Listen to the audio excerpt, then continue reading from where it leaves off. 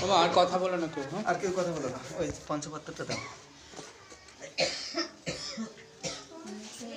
এগুলো সব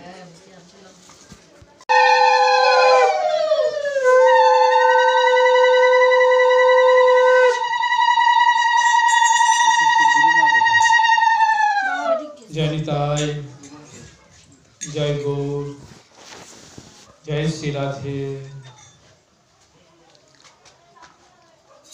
কলিযুগ পাবন অবতার, সর্বাবতারে আমার গৌর সুন্দর ও নিতাই সুন্দরের শ্রীচরণে সশ্রদ্ধ অনন্ত কোটি প্রণাম নিবেদন করে আজকের এই আনন্দ তীর্থে আমরা সমবেত হয়েছি গৌর গোবিন্দ কথা রসসুধা আস্বাদন করব বাসনা নিয়ে। পরমহংস চূড়ামণি পরম পূজ্যপাদ আচার্য বরেন্দ্র কৃষ্ণ লীলাতত্ত্ব রসিজ্ঞ মায়ামুক্ত মনীষোত্তম শিল সুখদেব গোস্বামী চরণ পবিত্র গঙ্গার তীরে 60,000 মুনি ঋষিগণে সন্ত ভাগবতী আসরে ব্রহ্ম শাপগ্রস্ত মৃত্যু মুখপথযাত্রী ভাগবত ভগীরথ পাণ্ডব কুলভূষণ মহারাজ পরীক্ষিতকে নিরন্তর অমৃতময়ী ভাগবত কথা রসসুধা আস্বাদন করিয়ে চলেছেন। আস্বাদন করাতে করাতে উপনীত হয়েছেন ভাগবতের দশম স্কন্ধ কলেবর। ভাগবতের দশম স্কন্ধ কলেবর সর্বশাস্ত্র সার, সর্বশাস্ত্র নির্যাস। আজকে আমাদের আস্বাদন শ্রীমদ্ ভাগবতের দশম স্কন্ধ থেকে 38 অধ্যায়, যার বিষয়বস্তু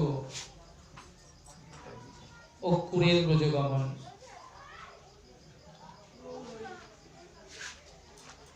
শুক উবাচ অক্রূরবীতাং রাত্রি মধুপর্যম মহামতি উষিতাং রথস্থায় প্রযুজ্য নন্দ গোকুলম। ভাগবতের সেই শুরু হয়েছে প্রথম স্কন্ধ থেকে। শিল সুখমণি ভাগবত কথা বলছেন, ভাগবতের দুটি অমৃত কথা তিনি বলছেন। একটা হলো ভক্তামৃতম আর একটা ভাগবতামৃতম। প্রথম থেকে শুরু করে নবম অধ্যায় পর্যন্ত শিল সুখদেব গোস্বামী চরণ তিনি ভাগবতের ভক্তামৃতম কথা আস্বাদন করিয়ে চলেছেন। ধ্রুব, প্রহ্লাদ, মহারাজ অম্বরীশ, গজেন্দ্র, পৃথু মহারাজ আদি কত শত ভক্তের কথা আস্বাদন করিয়ে কি করছেন না, তিনি মহারাজ পরীক্ষিতের হৃদয় ভূমিটাকে উর্বর করছেন। বীজ যতই উন্নত মানের হোক, অনুর্বর জমিতে বীজ দিলে সেখানে ফসল পাওয়ার কোনো আশা থাকে না। আজকে যদি খুব দামি বীজ এনে আমরা এখানে চেষ্টা করি বপন করব বা ফেলবো, কিন্তু কোনো অঙ্কুরোদ্গম হবে না, কেননা ভূমি প্রস্তুত নয়। যেহেতু মহারাজ পরীক্ষিত তিনি রাজা, শশাগরা পৃথিবীর অধীশ্বর, রাজ চক্রবর্তী, তো তিনি কি করেছেন, তিনি এই এখন বর্তমান তার বয়স 70 বছরের কাছাকাছি। এই বয়সে, যে বয়সে মানুষ ভগবত কথায় হরি কথায় যায়, তীর্থ ভ্রমণে যায়, তিনি কি করছেন, তিনি আমোদ প্রমোদের মধ্যে তার জীবন কাটাচ্ছেন। আমরা ভাগবত থেকে পাই তিনি মৃগয়া করে চলেছেন এই বয়সে। হ্যাঁ, মৃগয়া করতে করতে তিনি কি করেছেন, তার রাজ্যের মধ্যে তিনি একটি আশ্রম, শ্রমিক মুনির আশ্রম, আপনারা জানেন সেই আশ্রমের মধ্যে তিনি প্রবেশ করেছেন। কেন না তিনি মৃগয়া করতে করতে তৃষ্ণার্ত হয়েছেন। আশ্রমের মধ্যে প্রবেশ করে দেখছেন ঋষিবর ধ্যানস্থ, তিনি রাজা, তাই তিনি জল জল বলে চিৎকার করছেন, কিন্তু কেউ তাকে জল এনে দিচ্ছেন না। এবং সামনে যে বসে আছেন ধ্যানস্থ ঋষি, তিনিও পর্যন্ত তার কথার কোনো উত্তর দিচ্ছেন না। রাজা ক্রোধিত হচ্ছেন যে আমার রাজ্যে বাস করো, সাধন ভজন করো, অথচ আমি জল জল বলে চিৎকার করছি, আমাকে জল দান করছো না। তাই তিনি ক্রোধিত হচ্ছেন। ক্রোধিত হয়ে দেখলেন সামনে একটা মৃত সর্প পড়ে আছে। সেই সর্পটি তিনি ওই ঋষির গলায় জড়িয়ে দিয়ে এলেন। আশ্রমে খেলে বেড়াচ্ছিল ঋষি বালকেরা। তারা গিয়ে ঋষিপুত্র শ্রমিকপুত্র সিংহীকে ডেকে বললেন, সিংহী, দেখে এলাম তোমার পিতার গলায় দোদুল্যমান মৃত সর্প। সিংহী এই কথা শ্রবণ করে ক্রোধিত হলেন। তিনি বললেন, হে পাপিয়াসী, হে পাপিষ্ঠা, আমি জানি না তুমি কে। তুমি যেই হও না কেন, আমার মনে হয় এই জগতে এসে তোমার আসল কাজটি করা হয়নি। তোমার আসল কাজ আর নকল কাজ কি? এই যে আমরা সারাদিন ধরে যত কাজ করি সবই নকল কাজ। আর আসল কাজ কি? না জীব সংসারিত আইনু কৃষ্ণ ভজিবার তরে। তুমি যে দেহটা পেয়েছো না, যে তনুটা পেয়েছো, সেটা একমাত্র হরিভজন করবার উপযুক্ত তনু পেয়েছো। শাস্ত্র বললেন এমন তনু পেয়ে যদি তুমি হরিভজন না করো, তাহলে তোমার আসা যাওয়া সার হলো। আবার যে তুমি সামনের জন্মে এমন মনুষ্য দেহ লাভ করবে তার কোনো গ্যারান্টি নেই। আবার তুমি ওই যে চোখ দিয়ে যা দেখছো, পশু পাখি, কীট পতঙ্গ, গাছপালা, তৃণলতা, গুল্ম, মলের কীটও হয়ে যেতে পারো। আবার তোমার মনুষ্য জন্ম লাভ করতে বহু বহু লক্ষ লক্ষ জন্ম পেরিয়ে যাবে। তাহলে ভগবত ধামে তুমি কেমন করে যাবে? এই যে যে দেহটা পেয়েছো, এটাকে মহাজন বললেন ভজনযোগ্য দেহ। এমন দেহ হয় কি না হয়?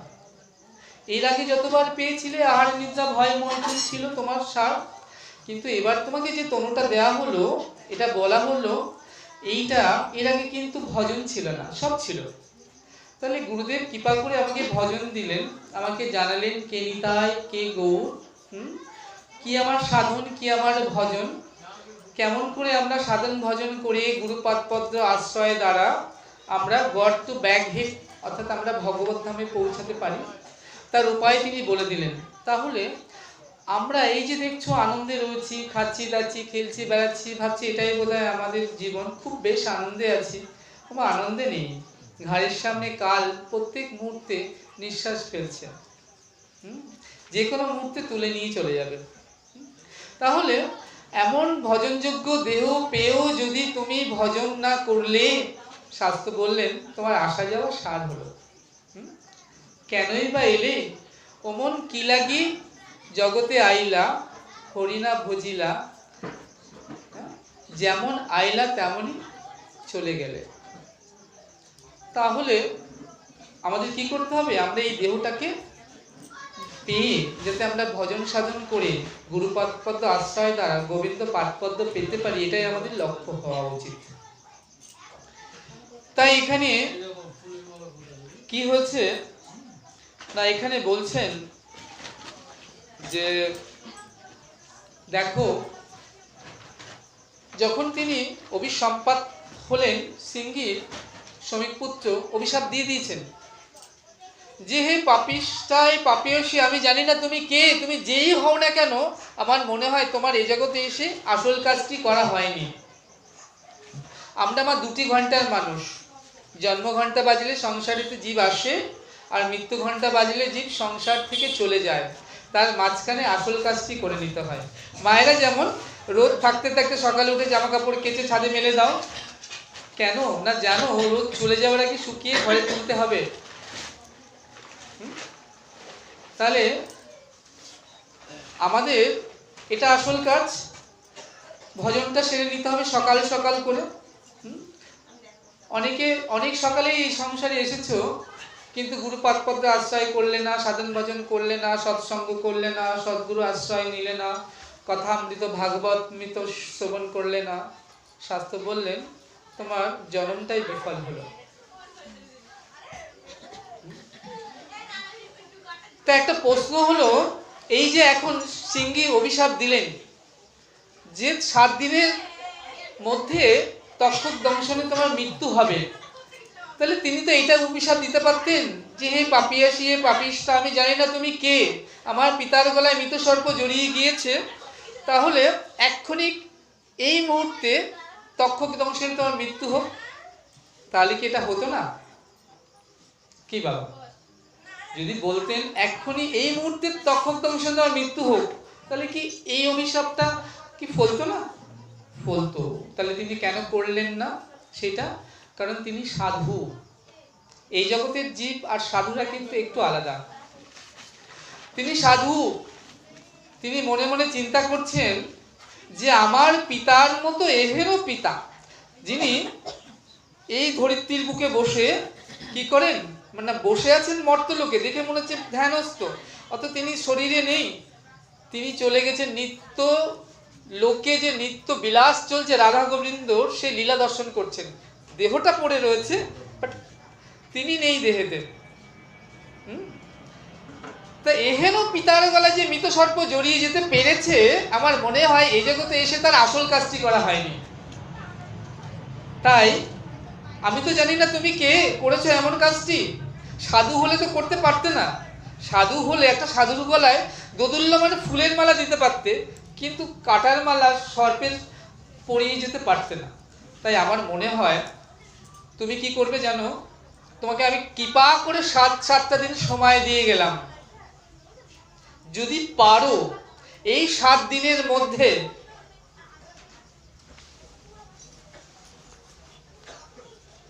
তুমি তোমার আসল কাজটি করে নিও। আমার তোমায় দেখতে পাচ্ছি না, একটু সাইডে এখানে এসো, একটু সরে এসো, তোমায় দেখতে পাচ্ছি না, তোমায় দেখলে আনন্দ হয়, একটু সরে এসো দিকে। তাহলে কি করলেন দেখো, জীব সংসারে আছে 7 দিনের মধ্যে, সংসার থেকে চলে যায় 7 দিনের মধ্যেই। গুণে দেখো আমার কথা ঠিক কিনা, রবি সোম মঙ্গল বুধ বৃহস্পতি শুক্র শনি, কদিন হলো? 7 দিন। এই 7 দিনের মধ্যে জীবের জন্ম হবে, আবার এই 7 দিনের মধ্যে জীব সংসার থেকে চলে যাবে, এর বাইরে কিছু নেই কিন্তু। তাহলে আমরা জানি না আগামী দিন সকালে সূর্যোদয় দেখবো কিনা, কেউ বুকে হাত দিয়ে বলতে পারি না। কিন্তু মহারাজ পরীক্ষিত তিনি জানতেন তার 7টা দিন তিনি বেঁচে থাকবেন, গ্রান্টেড। কি তিনি কিন্তু জানতেন যে আমার 7 দিনের আগে মৃত্যু হবে না, কারণ অভিশাপ প্রাপ্ত, তাই না? এটা তিনি জানতেন। তো তিনি যখন অভিশাপগ্রস্ত হলেন, সিংহী ঋষিকে ডেকে শ্রমিক ঋষি বললেন, পিতা হে পুত্র, তুমি কি করেছো?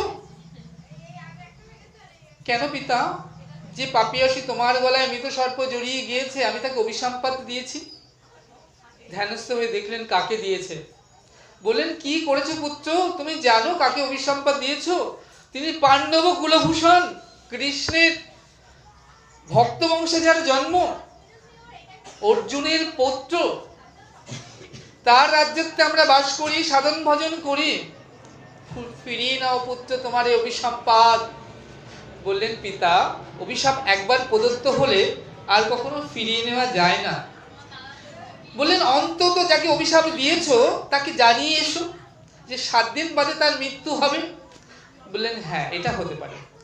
গোমুখ ঋষিকে দিয়ে খবর পাঠালেন।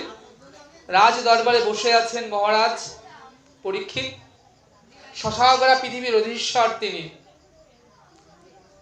রাজ চক্রবর্তী, শুধু রাজা নয়, তিনি যজ্ঞ করেছেন। এরাবতীকে বিবাহ করেছেন, দ্বাদশ পুত্রের জনক হয়েছেন, এখন ভ্রমণ করছেন, আমোদ প্রমোদ করে বেড়াচ্ছেন। কতটা জীবন মানুষে যদি আমোদ প্রমোদে ভোগের মধ্যে কাটায় তার কি অবস্থা হয়, ভাগবত আমাদের দৃষ্টান্ত দিয়ে শেখাচ্ছেন।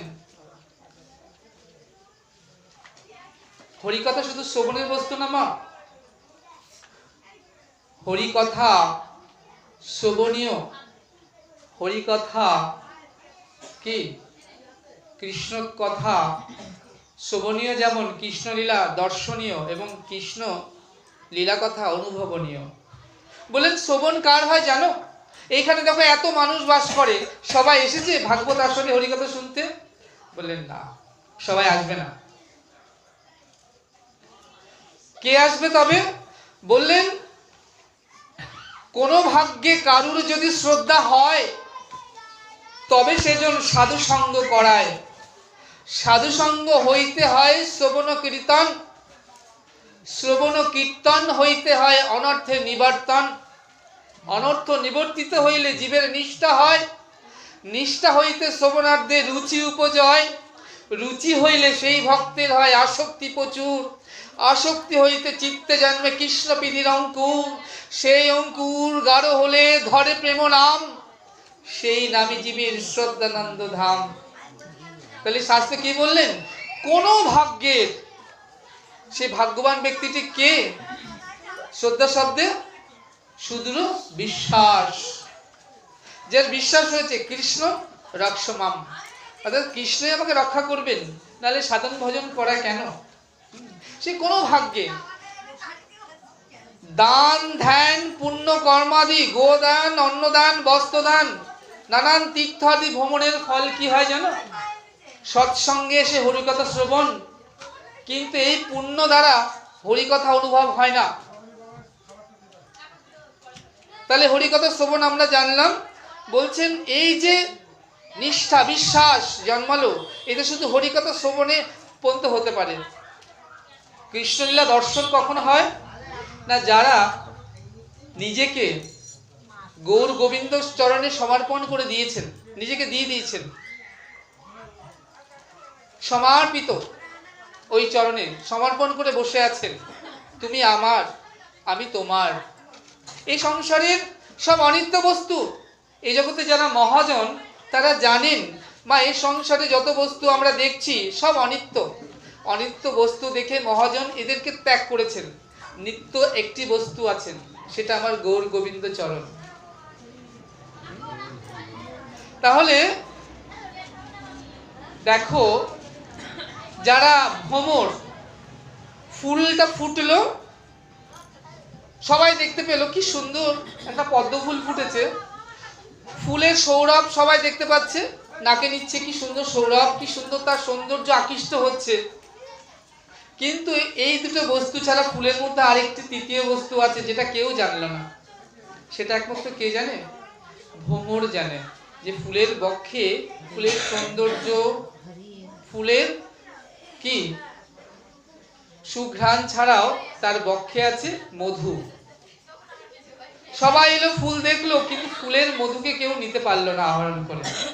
ভ্রমর একমাত্র ফুলে বসে গুনগুন করে ভালোবাসার গান গিয়ে ফুলকে চুম্বন করে মধু আহরণ করে নিয়ে গেল। শুধু নিল না, মধু খেয়ে মদমত্ত হলো, আবার কি করছে? উড়ে যায়, উড়ে আসে, ধুলায় গড়াগড়ি যায়, কেউ জানে না কি হয়েছে, ওই যে ফুলের মধু খেয়েছে। বলছেন আবার গোবিন্দের চরণে আছে প্রেম ভক্তির মধু। ভগবান ষোড়শৈশ্বর্যপূর্ণ, সবাই জানলো, দেবতা নর কিন্নর আদি সবাই জানলো, গন্ধর্ব আদি, যে ষোড়শৈশ্বর্যপূর্ণ। ভগবান কাকে বলে? ভগযুক্ত বান। ভগ মানে কি? ষড়ৈশ্বর্য, বান মানে অধিকারী, অর্থাৎ সমগ্র ঐশ্বর্যস্ব, সমগ্র বীর্যস্ব, সমগ্র যশ, সমগ্র শ্রী, সমগ্র জ্ঞান এবং সমগ্র বৈরাগ্য যার মধ্যে পরিপূর্ণ রূপে আছেন তিনি ভগবান। সবাই জানলো ভগবান ঐশ্বর্য। ভগবানের ঐশ্বর্যের কথা সবাই জানলো, যে ভগবান ঐশ্বর্য, অনন্ত ব্রহ্মাণ্ডের অধীশ্বর। কিন্তু ভগবানের যে ভেতরে রয়েছে মাধুর্য, প্রেম ভক্তি, এটা কিন্তু ওই অসুর কিন্নর দেবতা আদি কেউ জানতে পারলো না মা। এটা জানলো কে? ভক্ত ভ্রমর যারা, তারা জানে যে প্রেম ভক্তির মধু আছে আমার গৌর গোবিন্দ চরণে। তাই যারা এই জগতে ভ্রমর হতে পেরেছো, তারা কিন্তু ওই মধুর স্বাদ যে একবার পেয়েছে, জগতের সব স্বাদকে ত্যাগ করেছে। ওমা ভ্রমরকে তুমি একবার, ভ্রমর ওই মধুর স্বাদ পেয়ে জগতের আর কিছুতে বসে না, ভ্রমর কিছু খায় না। অলি ভ্রমর দেখেছো তো? মধু ছাড়া কিচ্ছু খায় না জগতে। মাছি আর মৌমাছির মধ্যে পার্থক্য আছে কিন্তু। দেখবে এক বাটি মধু দেবে, একটা মাছি এসে উড়ে বসবে, একটা মৌমাছি এসে উড়ে বসবে, দুজনেই মধু খাচ্ছে। হঠাৎ এমন সময় যদি একটা ছোট্ট বাচ্চা বিষটা ত্যাগ করে, মাছি উড়ে গিয়ে মধুর বাটি থেকে ওই বিষটায় বসে আবার বিষটা খাবে। কিন্তু ভ্রমর কিন্তু, মৌমাছি কিন্তু উড়বে না বাটি থেকে। মৌমাছি আর কোনোদিন অন্য কোনো স্বাদ নেবে না, ওই ফুলেই দেখবে মধু বসছে, যেখানে মধু সেখানেই মৌমাছি। আমরা মা এই সংসারে মৌমাছি হওয়ার চেষ্টা করতে হবে, আমরা মাছি। কখনো দেখছো হরিবাসর দিচ্ছ, আপ্লুত হচ্ছে, হরিকথা হচ্ছে, কখন আবার সংসারের দেখো বাইরে কথা হচ্ছে, কত সংসারের কথা বলছে, নানান আলোচনা করছে, কত কিছু করছে। আমাদের ওই মাছি থেকে মৌমাছি যদি হতে পারো কেউ, তাহলে সে গোবিন্দর পাদপদ্মের মধু সে লাভ করতে পারবে। আমাদের হতে হবে মৌমাছি, যে কৃষ্ণ কথা ছাড়া আন কথা বলবো না, আন কথা শুনবো না, কহ তো কেবলই পরমার্থ।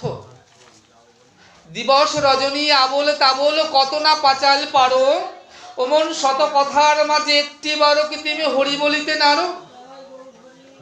যে কথা শুনলে তোমার পারমার্থিক লাভ হবে না কোনো, সংসারের কথা, বিষয়ের কথা আরো বেশি করে তুমি বিষয়ে আবদ্ধ হবে, আরো বন্ধনে জড়াবে, সে কথা বলে কোনো লাভ নেই।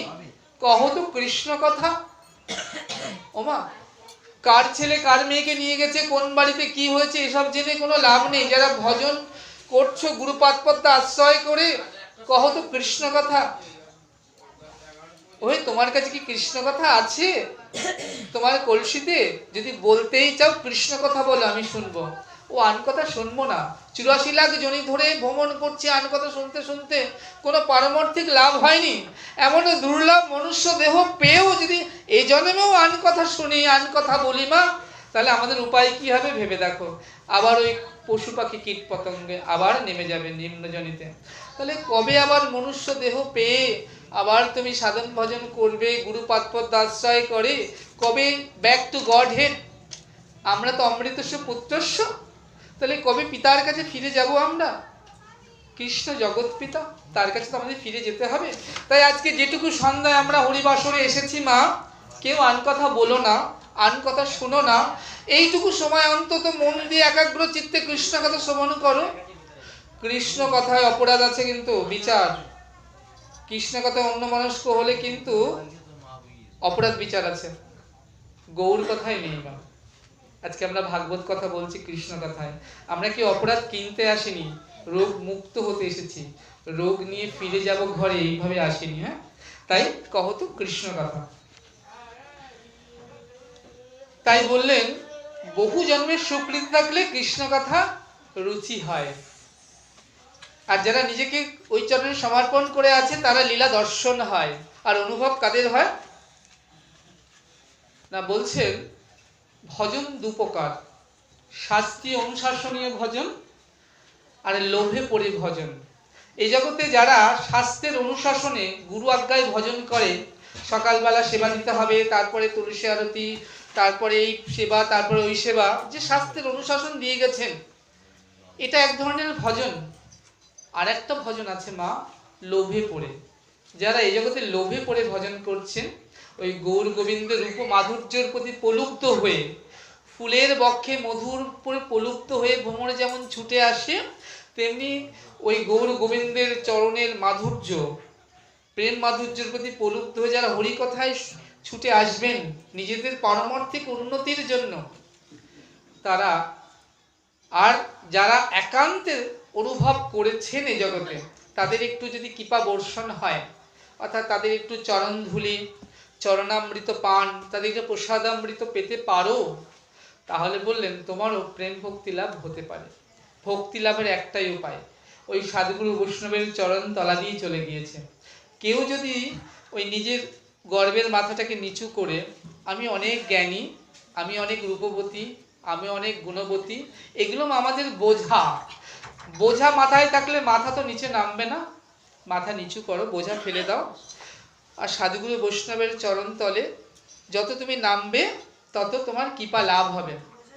তাহলে শাস্ত্র বললেন, কি বললেন না, যাদের ওই বোঝা ফেলে দিতে পেরেছো, যাদের দীনতা এসেছে, দিনের প্রতি অধিক কৃপা করেন ভগবান। তাহলে ভজনশীল ব্যক্তি দেখলে বোঝা যাবে তারা দীন হবেন, নত হবেন। তাই আজকে এখানে কি করছেন না, এখানে আজকে বলছেন যে অন্তত তাকে জানিয়ে এসো। তিনি যখন এলেন গোমুখ ঋষি জানাতে, বললেন হে রাজন, আপনি কি জানেন আপনার জীবনের পরমে মাত্র 7 দিন 7 রাত্রি, আপনি শ্রমিক পুত্র সিঙ্গি কর্তৃক অভিশাপ হয়েছেন। 7 দিন অন্তেই তক্ষক দংশনে আপনার মৃত্যু হবে। ভাবুন, যিনি শশকরা পৃথিবীর অধীশ্বর, তার কি অবস্থা এই কথা শ্রবণ করে। ওমা, মানুষ ভোগের মধ্যে কতদিন থাকে জানো তো? একটা মানুষ অনেক টাকা কড়ি পয়সা গাড়ি বাড়ি আনন্দের মধ্যে জীবন কাটাচ্ছে, ভোগের মধ্যে জীবন কাটাচ্ছে, কিন্তু যেদিন তোমাকে ডাক্তার এসে খবর দিয়ে গেল তোমার একটা কঠিন রোগগ্রস্ত হয়েছে, তোমার জীবনের পরময় মাত্র 15 দিন, 15 দিন বাদে তোমার খবর হবে তোমাকে এই সংসার ছেড়ে চলে যাবে। এই 15 দিন তোমার আর কাটবে না। তোমার যতই টাকা করি বিষয় বিষ হয়ে যাবে তোমার কাছে। মা, বিষয় অর্থ টাকা করি বাড়ি ঘর আত্মীয় পরিজন কিচ্ছু ভাল লাগবে না। তুমি জানো এক একটা দিন তোমার কাছে কত মূল্যবান, একটা করে দিন চলে যাবে আর তুমি ভাবছো মৃত্যুর দিকে এগিয়ে চলেছ। মনে করো একটা জাহাজ সাগর বক্ষে চলেছে, একটা বড় জাহাজ, জাহাজের মধ্যে আমোদ প্রমোদের সব বস্তু আছে, কেউ আনন্দ করছে, কেউ হুল্লোড় করছে। তোমরা জানো টাইটানিকের মতো কত বড় জাহাজ, যেখানে তোমাদের এই পাড়াটা ঢুকে যেতে পারে, একটা বড় জাহাজ, সেখানে সিনেমা হল আছে, বাজার আছে, অন্তত 60,000 মানুষ থাকতে পারে একটা জাহাজের মধ্যে, 60,000 ঘর আছে। কত বড় হতে পারে তোমাদের এলাকার মতো বড় একটা জাহাজ, কোটি কোটি টাকা দিয়ে তৈরি করা। সেই জাহাজে কত মানুষ আনন্দে মতমত্ত হয়ে রয়েছে। জাহাজটা সাগর বক্ষে দিয়ে চলছে, চলতে চলতে কি হচ্ছে জানো, হঠাৎ মাঝ সাগরে যেই গিয়েছে অমনি নাবিক ছুটে এলেন, বললেন শোনো, এই যে যারা তোমরা বসে আছো মন দিয়ে শোনো, তোমরা সবাই যে জাহাজে করে যাচ্ছ না, এই জাহাজে তলাটা ফেসে গেছে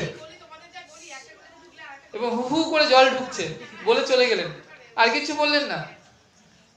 কিছুক্ষণ পর কি হবে, তখন এই যে সবাই আনন্দ করছিল, এখন যদি কেউ এসে বলে শোনো 2000 টাকার এক বস্তা নোট দিচ্ছি তোমাকে, নেবে? কেউ যদি বলে আমি তোকে 5 কেজি সোনা দেবো, নেবে? কেউ যদি বলে আমি সুন্দরী রমণী, দেখো কত সুন্দর রূপবতী, আমি তোমাকে চাই, তুমি এসো আমার কাছে, বলো, তখন এই সকল বিষয় বিষে পরিণত হয়ে যাবে। বলছে দেখছো না আমার কিছুক্ষণের মধ্যে মৃত্যু অনিবার্য, আমি কি করে বাঁচবো এখন, এটাই আমার চিন্তা। ওই 2000 টাকার বস্তা, সোনা টাকা, রূপবতী যুবতী, এগুলো সব আমার কাছে এখন বিষপথ। তাই মানুষ আনন্দের মধ্যে কখন কাটায় জানো, সে নিজেকে যখন জানতে পারে না। যখন সে জানতে পারে তার জীবনের পরময় ওইটুকু, তখন তার কি অবস্থা হয় জানো? মহারাজ পরীক্ষিতের যেমন হয়েছে। খবর শুনে মহারাজ পরীক্ষিত কি করলেন জানো? রাজ্য, রাজপাট, রাজ অলঙ্কার, রাজদণ্ড, বিষয়, স্ত্রী পুত্র পরিবার, জীবনের সকল সুখকে হেলায় মলবৎ ত্যাগ করে দিয়ে এলেন। ত্যাগ করলে ত্যাগ হয় না মা? আমি ত্যাগ করে বৃন্দাবনে চলে গেলাম, আমি বৈরাগী হলাম, আমি মঠে চলে গেলাম, আমি দেখাচ্ছি দেখো আমি কত বড় সাধু হয়েছি। সব ত্যাগ করেছো, মোবাইলটা ত্যাগ করেছো কি?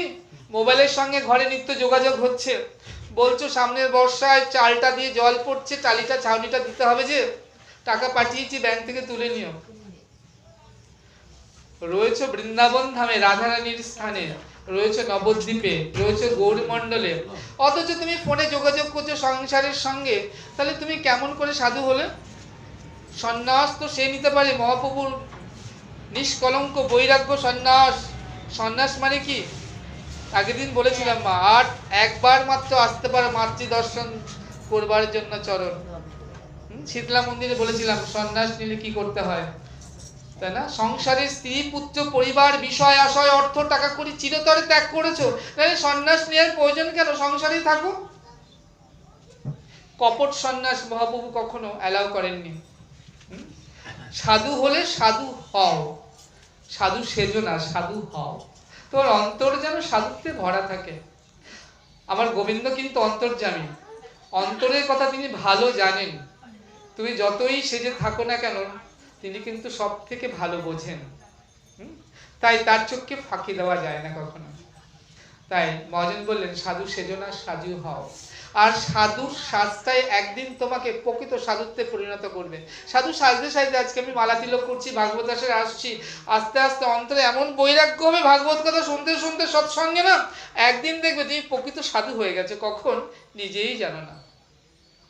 তাই আজকে সব হেলায় ত্যাগ করলেন। মলবৎ শাস্ত্র বলছেন, ওই যে দোকানে চাল ডাল তেল নুন ঘি মাখন ছিল, কত সবজি রন্ধন করলে দোকান থেকে পসরা কিনে, রান্ধনের পরে কি হলো, ভোগ লাগালে। আজকে এখানে ভোগ হয়েছে না, দুপুরবেলা চাল আনতে হয়েছে, ডাল আনতে হয়েছে, সবজি আনতে হয়েছে, ঘি মশলা দিয়ে করেছো না, সবাই সেবা নিয়েছো।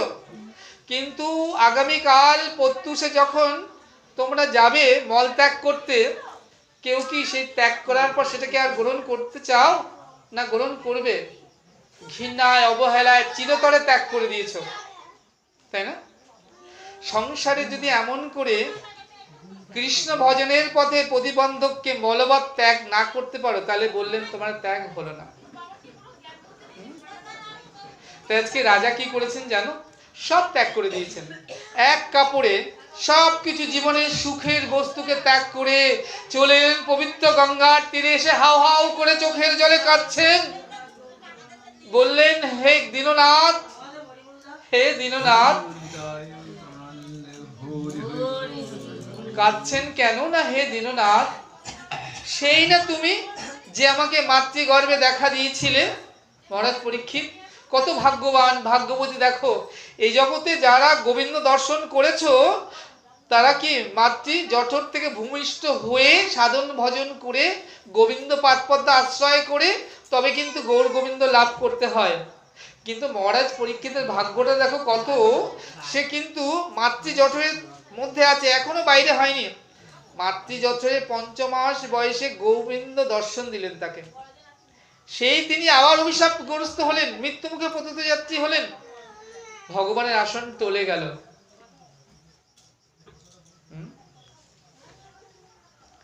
তাই তিনি হাউ হাউ করে চোখের জল ফেলে পবিত্র গঙ্গার তীরে কাঁদছেন আর বলছেন আমি কেন এলাম এখানে। চোখের জলে কাঁদছেন, তার অন্তরটা ওই কয়লার আগুন থেকে খা খা করে, খা খা করছে। বলে ভক্ত বংশে আমার না জন্ম, অর্জুনের সখা কৃষ্ণ, আমি অর্জুন পৌত্র অর্থাৎ নাতি। মহারাজ পরীক্ষিত, অর্জুন পুত্র অভিমন্যু, অভিমন্যুর পুত্র মহারাজ পরীক্ষিত। আর আমি কি করলাম সেই ভক্ত বংশে হয়ে? আমি এখন আমার কুলের ঠাকুরকেই জানলাম না। আর আমি একটা সাধুর গলায় মৃত সর্প কেন জড়িয়ে দিয়ে এলাম? অন্তরটা খা খা করছে, কাঁদছে, কেন করলাম এমন কাজ? ওই দেখুন বৈরাগ্য আসছে। ওমা বৈরাগ্য এমনি আসে না, যখন অন্তরে তুমি ব্যথা পাবে, চোখের জলে বক্ষ ভাসাবে, যাদেরকে নিজের ভেবে এতদিন যাদেরকে অনেক কিছু করেছো, না কে খাইয়েছো, না পড়ে পড়িয়েছো, সব কিছু দিয়ে সেই নিজের জন তোমাকে যখন ব্যথা দিয়ে চলে যাবে, তুমি যখন তোমাকে ঘর থেকে বের করে দেবে, তুমি রাস্তায় দাঁড়িয়ে নিঃসহায় নিঃসম্বল হবে, দেখবে কেউ তোমার নিজের জনেরা পাশে নেই। তখন ভাববে যাদের জন্য আমি এত করলাম তারা তো আজ আমার পাশে নেই কেউ। আমি যাদের একটুখানি আমি গোবিন্দর জন্য করতাম, আমি যদি গৌর গোবিন্দকে ভালোবাসতে পারতাম, তাহলে হয়তো আমার তিনি আমাকে হয়তো হাতটা ছেড়ে দিতেন না। এই দেখুন বৈরাগ্য কিভাবে আসে। ঘরটা ঝাড়ু দিলে তো ঝাড়ু দেওয়া হয় না, পরিষ্কার হয় না। বাজার থেকে ঝাড়ু এনে ঝাড়ু দিলে ঘরটা পরিষ্কার হলো, জল ন্যাকড়া দিয়ে মুছতে হয়। হা কৃষ্ণ হা গোবিন্দ বলে ডাকলেই কিন্তু মা ভগবান মৃত হন না।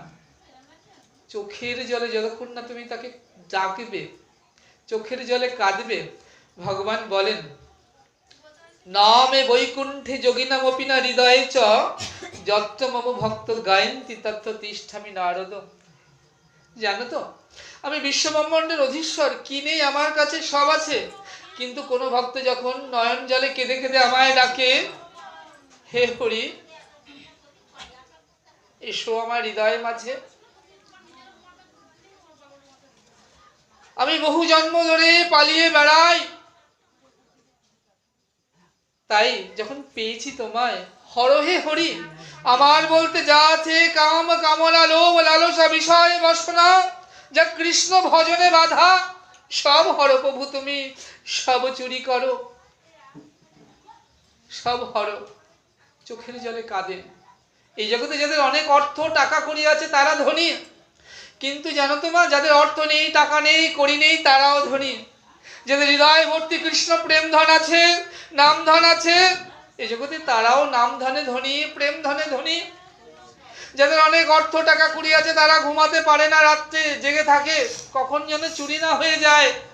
আর যার হৃদয় ভর্তি কৃষ্ণ প্রেম ধন আছে তারাও রাত্রে ঘুমায় না মা, কেঁদে কেঁদে ডাকে হর হে হরি আমার যা আছে সব তুমি হর, সব তুমি চুরি করো। নবীন দল জল জীবন টলমল, জীবন যেন পদ্ম পদ্মের নীর। মনে হচ্ছে এই তো টলমল করছে, পদ্ম পাতায় জলটা দেখবে, আমাদের এই যে হৃদয় পদ্ম পাতায় ওই প্রাণটা টলমল করছে, কখন যেন গড়িয়ে পড়ে যায়। কখন ভজন হবে, কখন সাধন হবে, কখন তাকে ডাকবো, ডাকার মতো বদন পেয়েও তাকে ডাকতে পারলাম না, ভজন যোগ্য তনু পেয়েও ভজন হলো না, আবার তো আশা যাওয়াই সার হলো। এই অনুভব আসতে হবে, তাহলে তোমার ভজন হবে না। চোখের জলে তাকে না ডাকলে তিনি প্রসন্ন হন না।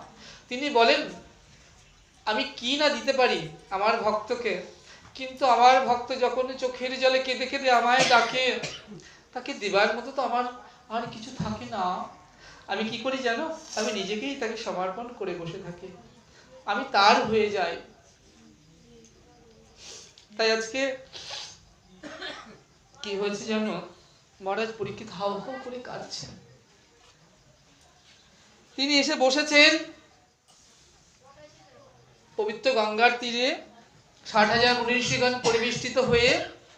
এমন সময় সুখমণি এলেন, সবাই তাকে চরণ ধৌত করে দিলেন, পুষ্প চন্দনে দিয়ে উত্তম আসনে বসালেন। সবাই জিজ্ঞেস করছেন মহারাজ কেমন করে হলো, কেমন করে ঘটনা ঘটলো। মহারাজ বললেন কেমন করে হলো, কিভাবে হলো আমায় প্রশ্ন করবে না, কহ তো কৃষ্ণ কথা। আমি যে কথা শুনবো বলে এসেছি সে কথাই ছাড়া আর কিছু শুনবো না। সুখদেব গোস্বামী গুরুদেব বসেছেন উত্তম আসনে, হরিকথা বলবেন। আজকের আস্বাদন ছিল আমাদের অক্রুরের ব্রজগমন। মধুময় সিধাম বৃন্দাবন, বৃন্দাবনের আকাশ মধুর, বৃন্দাবনের বাতাস মধুর, বৃন্দাবনের পশু পাখি কীট পতঙ্গ মধুর হতে অধিক মধুর, তাহা হইতে অধিক মধুর রাধা গোবিন্দের লীলা, সেই লীলা কথা হইতে আরো অধিক মধুর লীলা কথা শ্রবণকারী ভক্তবৃন্দ। সেই সকল ভক্তবৃন্দের চরণে মোর কোটি নমস্কার। কৃপা করে চরণ ধুলি দেহ মস্তকে আমার, তাই গৌর হরি হরি বল।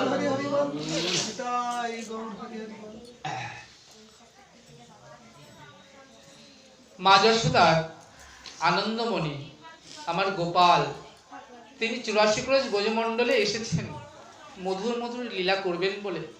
শাস্ত্র বললেন অনুগ্রহায় ভূতানাং মনুষ্য দেহমাশ্রিতাম ভজতে তাদিশ ক্রিয়া যা সুত তৎপর ভবেত। তাকে কে এনেছে? না যোগ মায়া। যোগ মায়া, যোগ শক্তি, বিশুদ্ধা শক্তি পরিণতি, তার শক্তি লোক দেখাইতে এরূপ রতন ভক্তগণের গুরুধন প্রকাশ কইল নিত্য লীলা হইতে। সেই গোলক বিহারীকে এনেছেন কোথায়? ভূলোকে, 84 ব্রজমণ্ডলে।